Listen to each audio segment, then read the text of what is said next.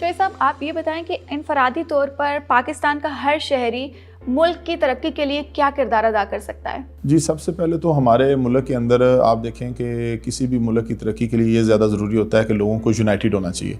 अगर लोग स्कैटर्ड हैं, ये अल्लाह ताला का भी एक निज़ाम है और ये हमारी साइंस भी यही कहती है और हमारी पूरी दुनिया के अंदर ये सिस्टम है कि जब आपने किसी सिमत सफ़र तय करना होता है तो आप अपनी पूरी तवज्जो उसी तरफ लगाते हैं और आप अपने सारे वसाइल भी उसी तरफ लगाते हैं। जैसे आप एक मिसाल लें कि एक गाड़ी की आप मिसाल लें तो गाड़ी की सारी मशीनरी एक ही सिमत में वर्किंग कर रही होती है। अगर गाड़ी ने आगे जाना है तो गाड़ी आगे की तरफ चल रही है और गाड़ी ने पीछे जाना है तो वो पीछे की तरफ चल रही है, यानी कि गाड़ी के चारों पहिए एक ही सिमत में जोर लगा रहे होते हैं। तो जब तक हमारी कौम एक सिमत में मुत्तहिद नहीं हो जाती, एक पाकिस्तानी परचम के नीचे इकट्ठी नहीं हो जाती, जब तक हर बंदा अपना पॉइंट ऑफ व्यू अलग रखेगा, अपनी सोच अलग रखेगा और डिफरेंट बुनियादों के ऊपर वो तकसीम रहेगा, तो मैं समझता हूँ कि हमारी तरक्की किसी सूरत में मुमकिन नहीं हो सकती।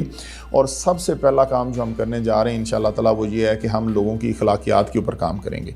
हम अपनी और दूसरों की अखलाकियात को बेहतर करेंगे। आप ये देखें कि तरक्की करना तो बहुत दूर की बात है। जिस कौम को ये नहीं पता कि मैंने सड़क पर कैसे चलना है, मैंने दूसरे को रास्ता कैसे देना है, मैंने दूसरे को तकलीफ़ कैसे नहीं पहुँचानी, तो वो कौम तरक्की का कैसे सोच सकती है।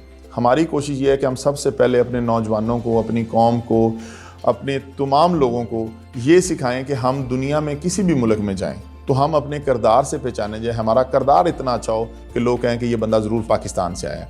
हमारे पासपोर्ट की इज़्ज़त देखें। मैं एक दफ़ा एक मुल्क अफ्रीका का युगांडा में वहाँ पे गया तो मैंने उनसे पूछा कि आपका पासपोर्ट किस रैंक पे है। उन्होंने मुझे बताया कि जी हमारा पासपोर्ट जो है वो 81 नंबर पे है दुनिया के अंदर, हमारा पासपोर्ट रैंकिंग में 81 नंबर पे है। तो मैंने देखा कि हमारा पासपोर्ट तो बहुत नीचे है। हम इस वक्त हमारे बाद अफ़गानिस्तान, इराक और शाम, 3 मुल्क हमारे बाद आते हैं और चौथे नंबर पे एंड में पाकिस्तान है इस वक्त।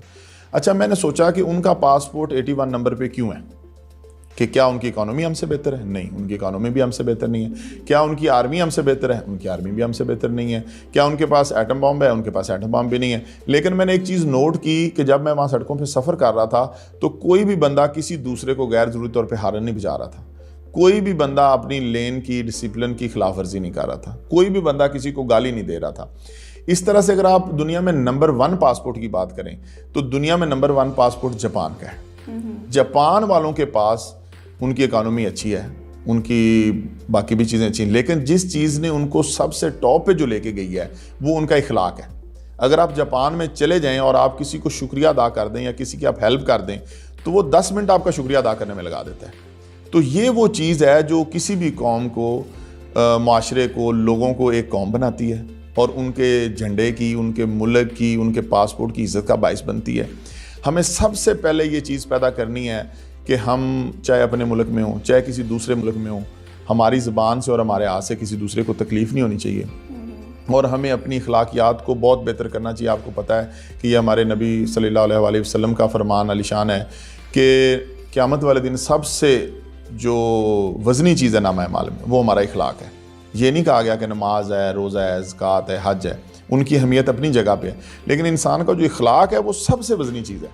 तो हमें अपने इखलाक पे काम करने की ज़रूरत है। इंशाअल्लाह ताला हम अपनी कौम के लिए ये काम करेंगे, अपने बच्चों के लिए ये काम करेंगे और ज़रूर इंशाअल्लाह ताला पाकिस्तान का पासपोर्ट भी जापान की तरह नंबर 1 इंशाअल्लाह पासपोर्ट होगा।